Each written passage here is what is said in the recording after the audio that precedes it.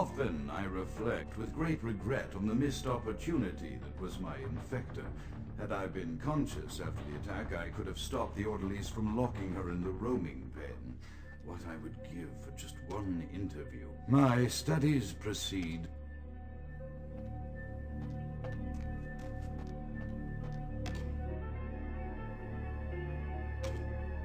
Often I reflect with great regret on the missed opportunity that was my infector. Had I been conscious after the attack, I could have stopped the orderlies from locking her in the roaming pen. What I would give for just one interview. A few simple questions of the plague-ridden woman who met her end that dawn. Of course, there is no guarantee she would have been any more helpful than my current crop of test subjects, mewling wretches. My studies proceed at a languid pace. I'm mired in a foul ennui as my wife's illness advances. My subjects grow restless without proper supervision, but I cannot pull myself back from this black depression. How many nights I've wasted now, gazing from the tower walk, pondering the frailty of existence.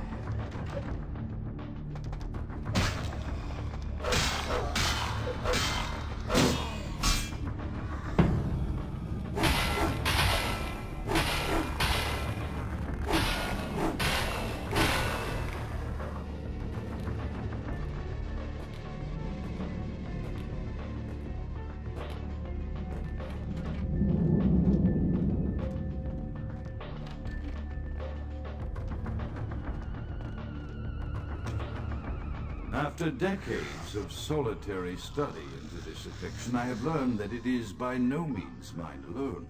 Indeed, the city is home to an entire society of similarly afflicted individuals with whom I've only recently made contact.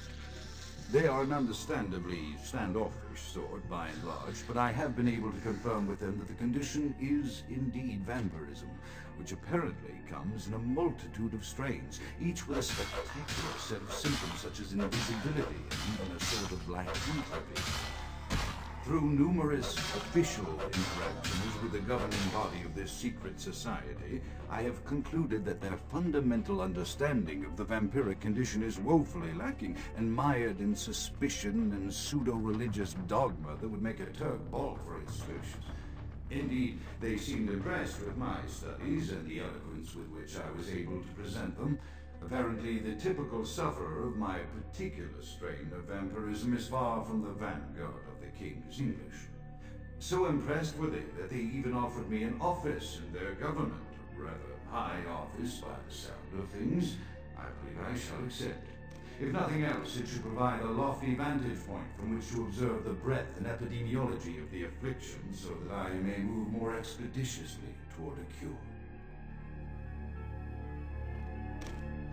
I have accepted the role of Primogen for Clan Malkavian, the dreadfully winsome label applied to the particular strain of vampirism I suffer, so named for some supposed vampire father figure of old, or poppycock grown from a backward culture that seems interminably bound to children's tales and the fiction of Victorian romance, when it should concern itself with the science behind their suffering.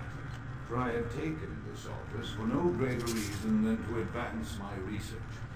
I must make mention, however, that even among my would-be peers in this governing body of vampires, the level of paranoia and superstition is frightening.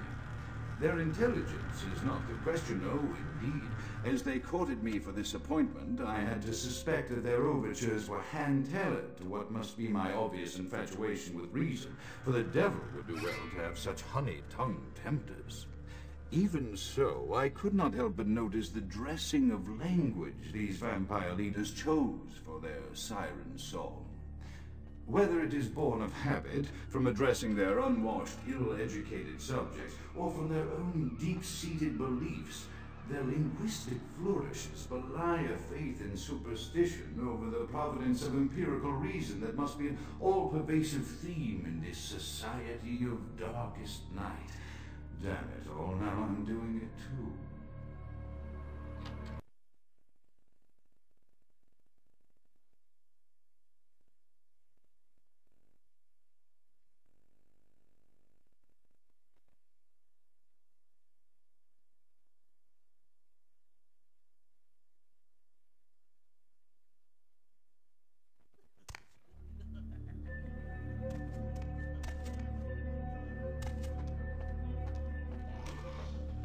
As I expand my dealings with the vampire government,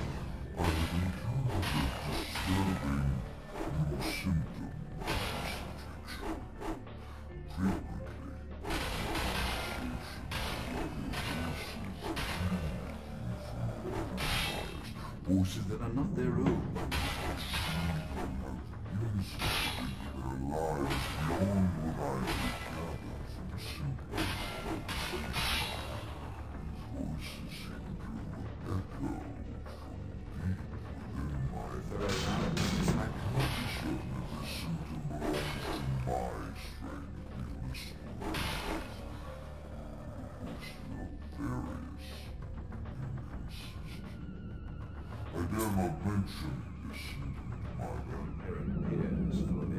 Themselves true predators to whom I could be loath to reveal any sign of weakness.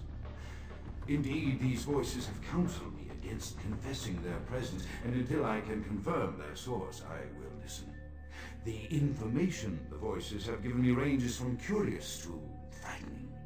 The latter case is especially true of one powerful vampire whose name I shall not commit to recording in the interests of self-preservation.